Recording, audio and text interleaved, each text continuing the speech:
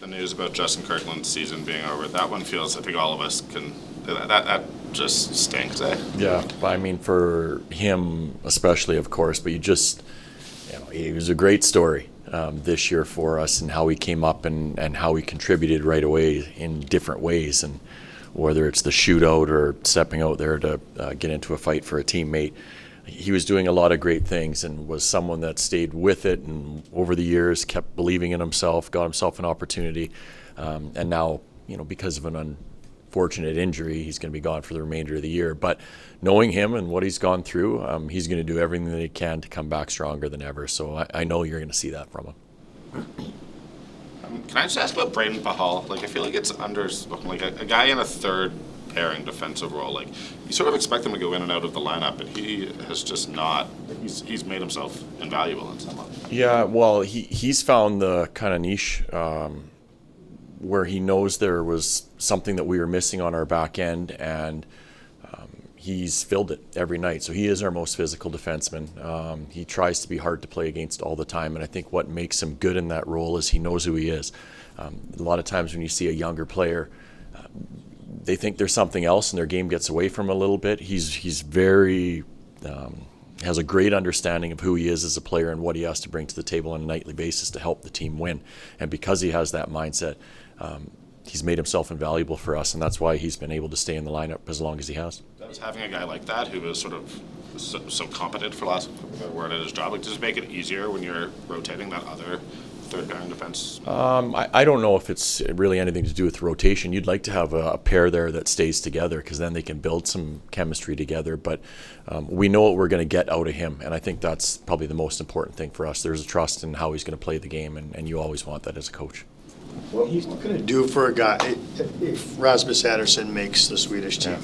What can that experience do for him moving forward as a Calgary Flame? Well, if he is fortunate enough to be announced on that roster, you're now playing against the best of the best. And I know there's a country or two missing in there, but these are the best players. And when you find yourself kind of in that category, I think it allows you to puff the chest up a little bit. But it is some recognition of what he's done over the years and how he's made himself a better player. And I think when you get someone that gets to go to an event like that, he comes back with a little bit more swagger, a little bit more confidence, and maybe more of a belief knowing that, yep, I am one of the elite players in the league. And when you get that, there's a tendency for them to bring other people along. So that's why we're all hopeful that he makes that team, as we're hopeful that other guys do as well. I know you consider Raz to be in sort of that elite category in the league already. When did he get there for you? That was a few years back for me, but at the same time, there's still more levels there. So I think he's been very comfortable as an NHL player over the last number of years. But yet I still, even now, I feel like there's another level. And maybe to Eric's point, that's what a tournament like this would do for a player, where he recognizes, yep, okay, I'm here, but I know I can get here. And he's continued to grow for me. We talked a little bit last year about him and his game, and when people were moved out of here, now he sees the value that he brings to our team and how he feels he can contribute and help us win every night. So he's a difference maker for us, and he's someone we lean on heavily here. Would that goal reinforce his shot as a weapon? Is that? Well, I hope so. I mean, we want him to use it as much as possible, and he's done a better job with that this year. He really has. So keep using it as much as possible is the message. Do you have any worry that the customized T-shirt might go to his head now? I don't even know. I don't know anything about a customized T-shirt. I haven't seen that one yet. You'll have to get Michael Backlund to show you. Okay. Yeah. He'll sell you one. I'm sure he would. Probably upsell me too somewhere, yeah. Danny asked you about Braden Pachal. You've had three guys rotated in the left side of that pairing. Can you maybe break down what each of those guys gives to you?